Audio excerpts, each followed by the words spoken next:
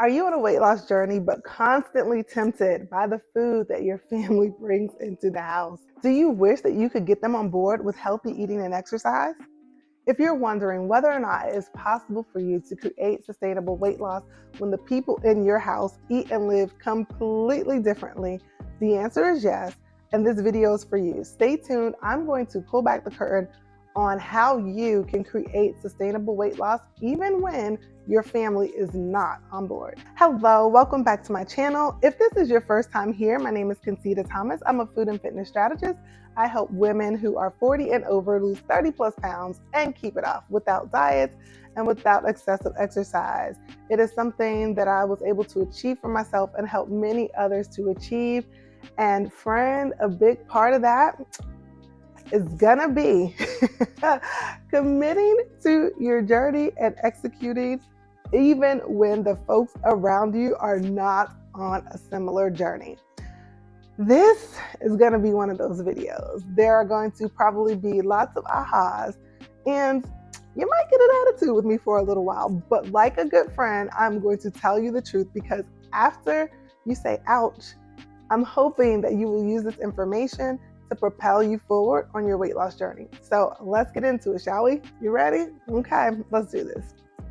All right, first thing that you will want to do when you want to create sustainable weight loss for yourself, but the people in your household are doing things that will lead to the exact opposite, is you have to be willing to lead by example.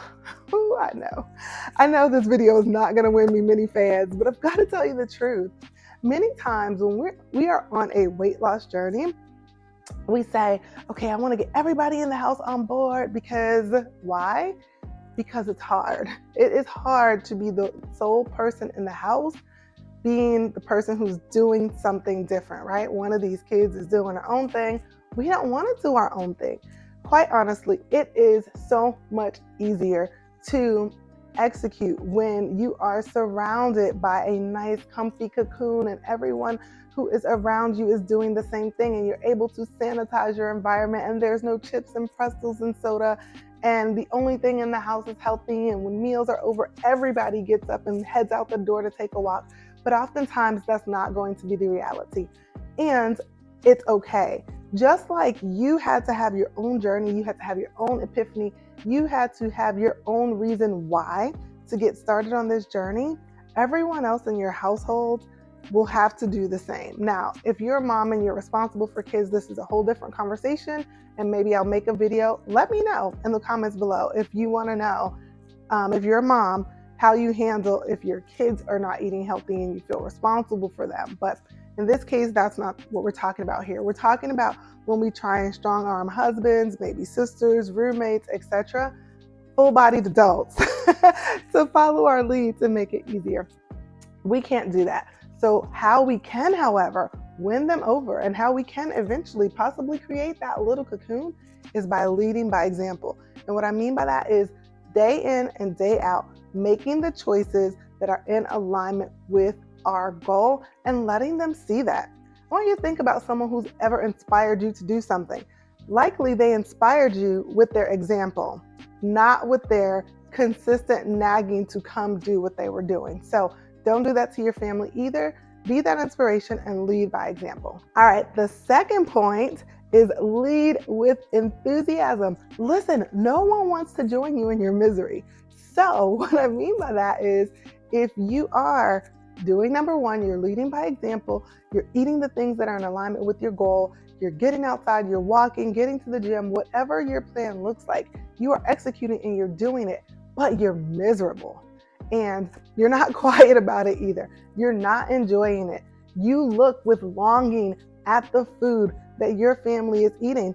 Nobody's going to join you on that. Like, no one wants to, they say misery loves company, but no one wants to be that company. So if you're hoping to inspire your family to follow your lead, you're going to have to couple some enthusiasm with that execution to get them curious about what you're doing and to get them interested. All right, number 3 is extend the invitation. Now, notice I said before in point 1 that we're not going to nag and we're not going to badger our families, especially not full-bodied adults, into following our lead. However, we can invite them on the journey. But inviting them on the journey doesn't mean, hey, you want to join my weight loss program? Hey, you want to eat healthy like me? Most times people are going to say no, especially if enough time hasn't passed with you leading by example, following through on the things you say you're going to do, doing so with enthusiasm, getting results. So just a blanket invitation to come do your thing is usually going to be declined. However, what you can do is offer small invitations. Hey, you want to come take a walk with me? I'd love to talk to you today. Or, oh my goodness, I just tried this new recipe. I think you might like this. Would you like a taste? Not, can I give you this for dinner?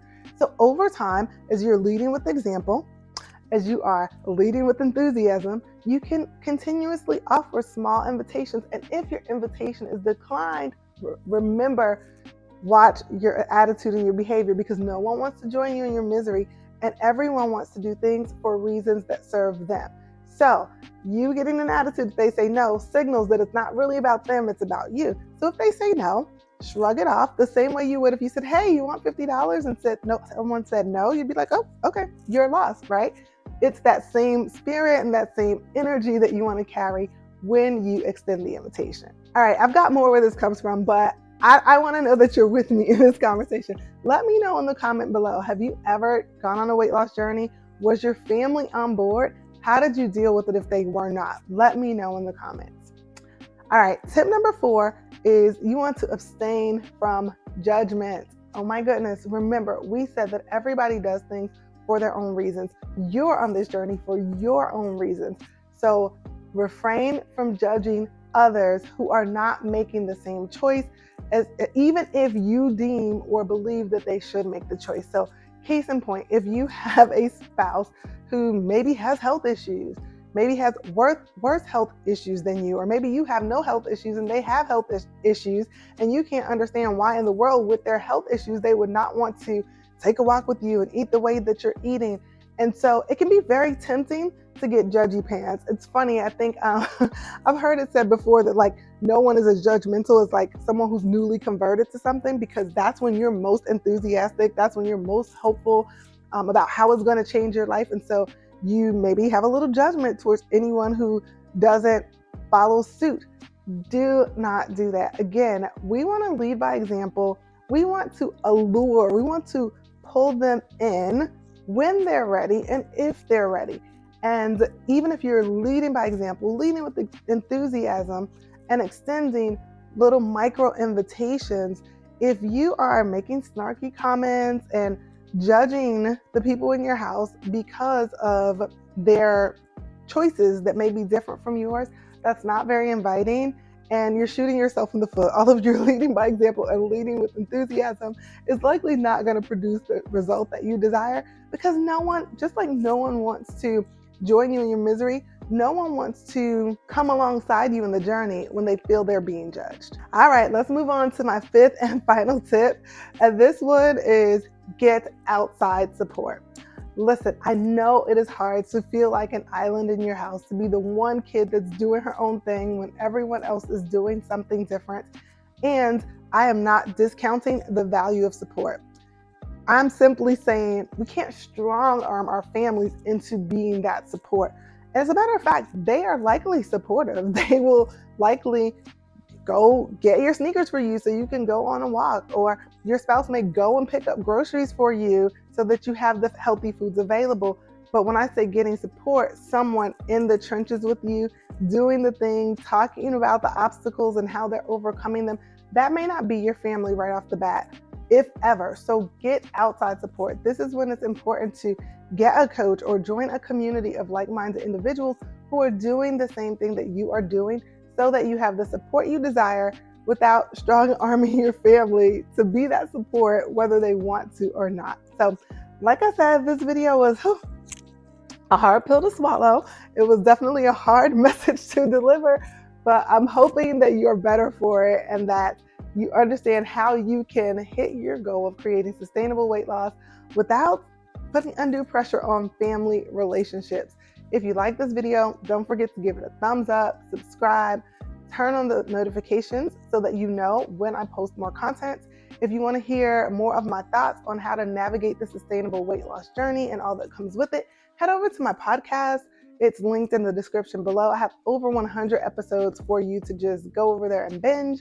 If you want to see how I pull this stuff off from behind the scenes, if you want to see my daily life and how I am eating and moving in a way to maintain my weight and to maintain my health, then I suggest connecting. Let's get connected over on Instagram.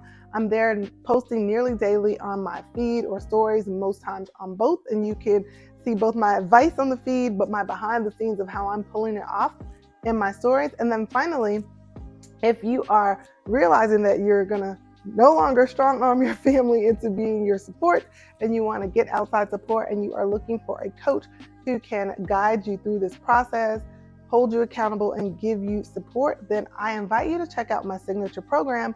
It's called Get It Off, Keep It Off One-on-One Coaching. It is the ultimate in support and accountability, and I've linked to the program page below in the description as well.